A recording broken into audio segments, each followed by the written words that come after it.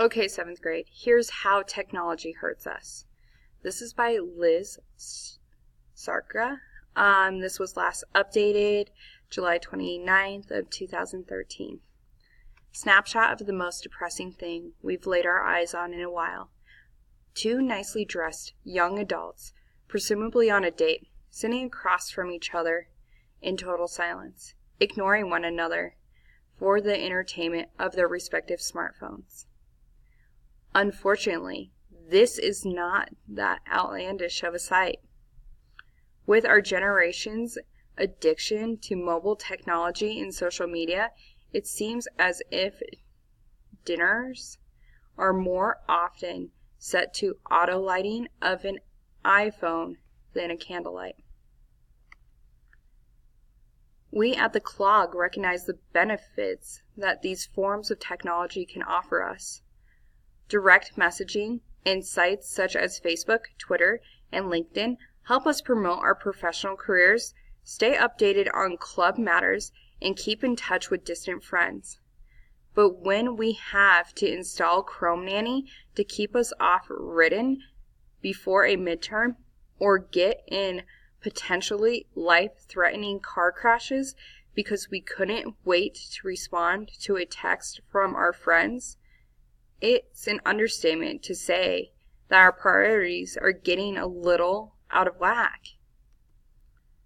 We are just as addicted to these things as the next person is, but hopefully considering the detrimental effects technology has on our daily lives as students will be enough to convince us that the way we use it often isn't worth it. Without further ado, here are some areas where technology might slowly sucking the life force out of us. Relationships. Why is it that thousands of young, sprightly, educated, intelligent students can't help but reach for their smartphones when they get together?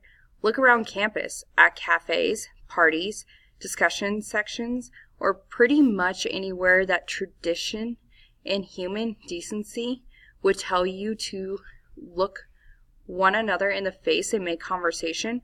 A lot of people are more comfortable looking down at their screen.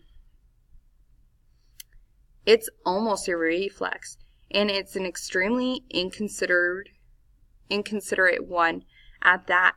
There is nothing more rude and offensive by making it alarmingly clear that you prefer the allure of social media notification than the conversation of a real human being sitting in front of you. Social media is the greatest paradox. It gives an illusion that we are becoming more connected to people, when, in reality, it's crippling our social skills. The act of liking, favoring, and commenting on posts by friends on these sites might seem like a legitimate way to establish or maintain valuable relationships, but no amount of thumb up buttons will replace genuine in-person interaction.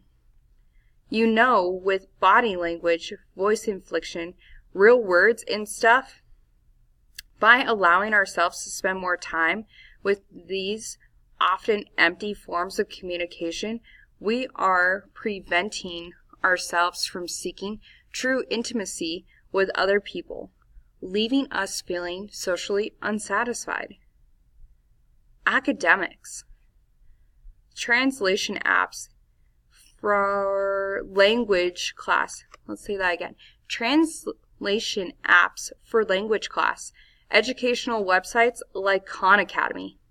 We might have failed without these tech developments, but what's more likely a reason we are struggling in class in the first place is that we are too preoccupied with distractions on our phone and computers. It is almost comical to sit in a crowd lecture hall in Wheeler and see hundreds of Facebook home pages glaring on the screens in front of you. These sites are designed like the classic Skinner box. We click on a certain button to receive immediate gratification. Our smartphones have essentially destroyed our ability to concentrate. encouraging us to leap from one application to another for any bit of entertainment. Regardless of technology's addiction qualities, the ability to focus and a very expensive education aren't things we should be okay sacrificing just because we heard our phone buzz. Mood and personality. Addiction to social media sites and the like, similar to an addiction to a drug, can be detrimental to your mood and ultimately your personality. Ever log off a social media site feeling lousy about yourself? It's alarmingly common. In fact, Time reports that scientists who study 600 people active on Facebook found that 1 in 3 felt worse than before visiting the site. It's no wonder that networking sites can easily becoming breeding grounds for self-esteem issues. People anguish over social approval in forms of a like on a post or an invitation to an event. Negative body image is also a residual effect of frequent visits to this site.